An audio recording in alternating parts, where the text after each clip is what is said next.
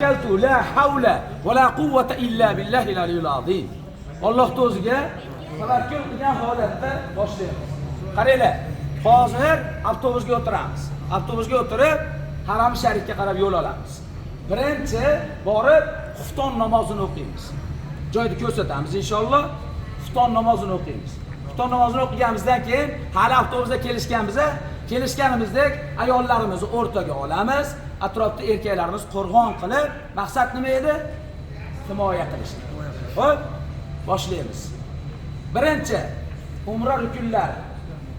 Tavof qilamiz birinchi. 7 marta tavof qilamiz. Tavof namozini o'qiymiz.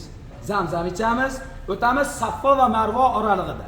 Saffodan boshlagan holatda Marvoga borishligimiz 1, qaytishligimiz 2, shu yo'sinda 7 marta tavof qilamiz. Guruhdan ajrab qolgan taqdirimizda ham tavof 7 marta bo'lishi shart. Xo'p, tavof namozini o'qishligimiz shart. O'tamiz Saffo va Marvo oralig'ida 7 marta sa'iy qilishligimiz shart. Guruhdan qachon ajrab qolamiz? Qachonki aytilingan tavsiyaga amal qilmaganimizda ajrab qolamiz. Ayollar o'rtada bo'lib, erkaklar atrofda qo'rg'on bo'lib turgan holatda odam o'zi xohlasa keyin ajrab qoladi xolos. To'g'rimi? To'g'ri.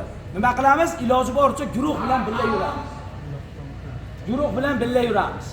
Mabodo ajrab qolgan taqdirimizda ham tavof 7 marta bo'lishi kerak. Tavof namozini o'qib, Safo va Marvolarida sa'iy qilib 7 marta chiqib, soch oldirgandan keyin erkaklarimiz, ayollarimiz soch qirqtirgandan keyin ehromdan chiqamiz. Shundiga maqsadimiz nima? Sizlarni jarimaga tushirmaslik. Shuning uchun ta'kiddan qaytarib aytyapmiz. Xo'p, bismillah, Allohu akbar, yuramiz, ketdik.